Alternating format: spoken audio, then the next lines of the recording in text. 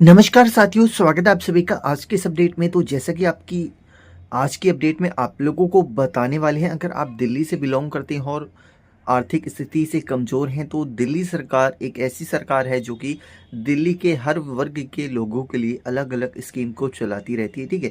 तो यहाँ पे सिंपली यहाँ पे महिलाओं को इसका बेनिफिट देखने को मिलेगा। दिल्ली महिलाओं के लिए गुड न्यूज़ है, मिलेगा एफएमएडी स्कीम का लाभ। जी हाँ, इसके बारे में आप लोगों को विस्तार से बताने वाले हैं। और इस स्कीम के तहत अगर आप ऑनलाइन या फिर ऑफलाइन अप्लाई करते हो, तो यहाँ पे सिंपली आप लोगों को इसके लिए 30,000 रुपये की सहायता राशि क्रेडिट की जाती है। अब जैसा कि आप सभी लोगों को पता है, दिल्ली के अंदर ऐसा कोई फ्रॉड नहीं होता है कि आपके बैंक में नहीं दिया जाएगा, फलाना जगह पे मिलेगा, ऐसा नहीं है। जो भी पैसा इशू होता है वो आप लोगों के बैंक अकाउंट के अंदर रिसीव्ड होता है, ठीक है? बस आप लोगों को अपना बैंक अकाउंट डीबीटी से लिंक रखना चाहिए, ठीक है? यानी कि डीबीटी इनेबल आधार कार्ड से लिंक होना चाहिए। सरकार उसी के माध्यम से वो पैसा आपके बैंक अकाउंट के अंदर ट्रांसफर करती है, ठीक है? तो यहाँ पे इस स्कीम के बारे में हम लोग विस्तार से जानेंगे, किन महिलाओं के लिए है, कैसे ये मिलेगा, किस तरीके से आपको इसका लाभ मिलेगा। तो कंप्लीट वीडियो के अंदर जानकारी आपको बताने वाले हैं। अगर आप चैनल पे पहली बार आए हैं तो चैनल को जरूर सब्सक्राइब कर लीजिए और बेल आइकन भी ऑन कर लीजिए, ताकि जब भी हम कोई नई नोटिफिकेशन लाएं तो उसकी आपको जानकारी मिल सके। तो चलिए सबसे पहले बात कर लेते हैं हम इस स्कीम के बारे में। सबसे पहले बात कर लेते हैं हम इसके आवेदन प्रक्रिया की। तो यहाँ पे सिंपली आप लोग देख लीजिए, यहाँ पे आवेदन आप ई डिस्ट्रिक्ट के पोर्टल पर ऑनलाइन भी कर सकते हो। यहाँ पे सिंपली ई डिस्ट्रिक्ट की वेबसाइट मिल जाती है और सबसे पहले आप लोगों को ई डिस्ट्रिक्ट की वेबसाइट पे लॉगिन करना है। उसके बाद सिटीजन कॉर्नर के अंतर्गत आप लोगों को क्लिक करना है और दस्तावेज चुने पे क्लिक करेंगे। आधार या मतदाता पहचान पत्र डाल के अपना voter card ID card number डालकर नंबर दर्ज करेंगे। अब उसके बाद यहाँ पे दिखाए गए बॉक्स में कैप्चा टाइप करेंगे, नागरिक पंजीकरण फॉर्म खुल जाएगा। वर्तमान आवासीय पते के विवरण सहित सभी जानकारी आप फिलअप करेंगे, कैप्चा दर्ज करेंगे और जारी पर क्लिक करेंगे, ठीक है? आपके दिए गए मोबाइल नंबर पे ईमेल पर लॉगिन आईडी और पासवर्ड प्राप्त हो जाएगा, ठीक है? अब ई डिस्ट्रिक्ट पोर्टल पर पंजीकरण आपका पूरा कंप्लीट हो चुका है।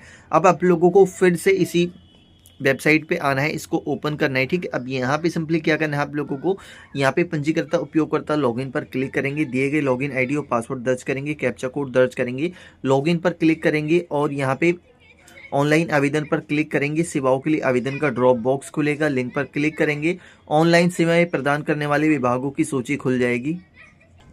अब उसके बाद यहाँ पे क्या है, आप लोगों को ऑनलाइन सेवाएं प्रदान करने वाले विभागों की सूची खुल जाएगी, ठीक है? महिला एवं बाल विकास विभाग का आपको चयन करना होगा, महिला एवं बाल विकास, ठीक है? और 3 वित्तीय सहायताएं योजनाएं दिखाई देंगी। संबंधित योजना चुनें और आवेदन पर क्लिक करेंगे। Basic personal detail form check करें और कंटिन्यू पर क्लिक करेंगे।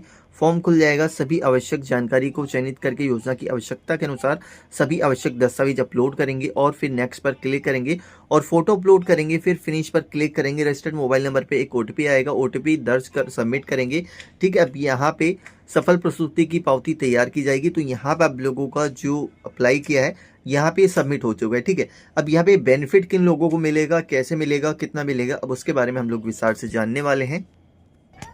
अब इसमें जो यहाँ पे बेनिफिट मिलेगा, यहाँ पे देख सकते हो, सिंपली यहाँ पे फाइनेंशियल असिस्टेंट सेक्शन है, जो कि यहाँ पे मैं एक नोटिफिकेशन के माध्यम से दिखा रहा हूँ। यहाँ पे ये जो नोटिफिकेशन है 1 फरवरी 2022 को ही पास हो चुका है। यहाँ पे सर्कुलर ऑर्डर आप लोग देख सकते हो। सिंपली यहाँ पे आप लोगों को देखने को मिल जाएगा। सिंपली यहाँ पे आप लोगों को इस तरीके की नोटिफिकेशन देखने को मिल जाती है, ठीक है? यहाँ पे सब कुछ देखने को मिल जाएगा। दिल्ली राजपत्र यहाँ पे इस तरीके से देखने को मिल जाता है आप लोगों को, ठीक है? यहाँ पे देख सकते हो और यहाँ पे सिंपली आप लोग देख सकते हो, यहाँ पे सिंपली और जबकि योजना के अंतर्गत 30,000 रुपये का एक मुश्त भुगतान, इसके बाद लाभ के रूप में संदर्भित गरीब विधवाओं, उनकी बेटियों 2 तक और अभिभावक जिसमें अनाथ लड़की या अनाथ लड़की के विवाह के लिए गृह संस्था या पालक माता पिता शामिल हैं, विवाह में शामिल खर्चों को पूरा करने के लिए लाभार्थी इसके बाद लाभार्थियों के रूप में वित्त सहायता प्रदान करती है।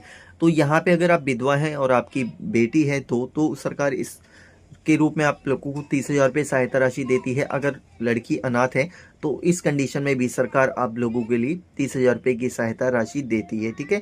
यहाँ पे इसका पूरा का पूरा यहाँ पे मैंने आपको नोटिफिकेशन दिखा दिया है, जो सरकारी नोटिफिकेशन है।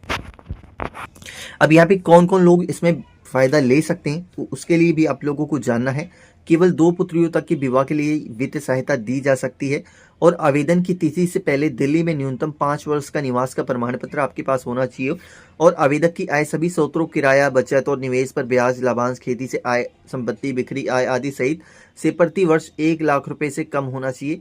आवेदक के पास आधार नंबर होना चाहिए। आवेदक के पास राष्ट्रीय राजधानी क्षेत्र दिल्ली में किसी भी बैंक में एकल संचालित आधार लिंक खाता होना चाहिए, जैसा कि मैंने आपको पहले ही बताया है। और आवेदक को इसी उद्देश्य के लिए दिल्ली की उपराज्यपाल या मुख्यमंत्री के विवेकाधीन कोष से कोई सहायता प्राप्त नहीं होनी चाहिए। ठीक है, और सिंपली यहाँ पे हम नीचे की साइड में आएंगे। अब यहाँ पे और भी अपडेट देखने को मिल जाएगी। जिस लड़की का विवाह होना है वो विवाह की तिथि पर वयस्क होनी चाहिए, अर्थात उसकी आयु 18 वर्ष से अधिक होनी चाहिए। आवेदन पत्र विवाह की तिथि से पहले या बाद में 60 दिनों की अवधि के भीतर प्रस्तुत किया जाना चाहिए। अब यहाँ पे जो डॉक्यूमेंट होंगे तो ये भी बहुत ही महत्वपूर्ण डॉक्यूमेंट होते हैं, तो सिंपली डॉक्यूमेंट पे भी हम एक नज़र डाल लेंगे।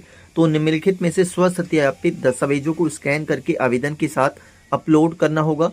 और विधवा आवेदक के मामले में रजिस्ट्रार जन्म एवं मृत्यु द्वारा जारी उसके पति का मृत्यु प्रमाण पत्र की प्रति लगेगी और राशन कार्ड या मतदाता पहचान पत्र या निवास का कोई प्रमाण की एक कॉपी लगेगी और आवेदक की आय के संबंध में स्व घोषणा पत्र लगेगा, सेल्फ डिक्लेरेशन।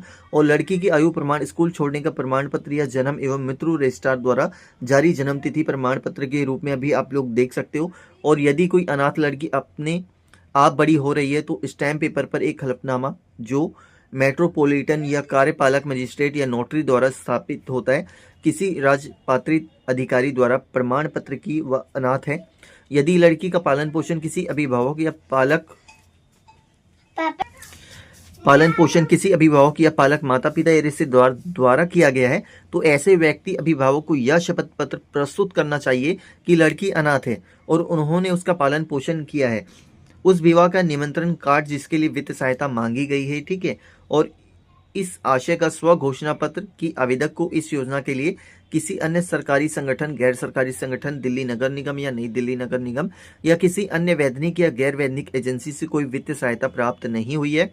और आधार कार्ड चाहिए, दिल्ली में पिछले 5 वर्षों का निवास का प्रमाण पत्र चाहिए, केवल दिल्ली में बैंक खाते का विवरण और पिछले वर्ष का बैंक पासबुक का स्टेटमेंट। और अनुसूचित जाति जनजाति से हैं तो आपको इसका सर्टिफिकेट भी देना होगा। और आवेदक का एक पासपोर्ट साइज का फोटो और विवाह समारोह का एक चित्र भी आप लोगों को देना होगा। तो यहाँ पे इन तरीकों से आप लोग जो है दिल्ली सरकार की इस स्कीम का बेनिफिट उठा सकते हो। तो यहाँ पे कंप्लीट प्रोसेस बता दिया कि इसका अप्लाई का क्या प्रोसेस रहेगा, डॉक्यूमेंट के लिए क्या क्या प्रोसेस रहेगा, डॉक्यूमेंट कौन से चाहिए कौन से नहीं है, अगर इस कंडीशन में क्या डॉक्यूमेंट लगेंगे, उस कंडीशन में क्या डॉक्यूमेंट लगेंगे, सब कुछ यहाँ पे मैंने आप लोगों को बता दिया है एनालाइज करके। एंड फिर भी कोई डाउट्स रह गए हो आपके मन में तो आप कमेंट सेक्शन में कमेंट करके मुझसे जानकारी ले सकते हैं।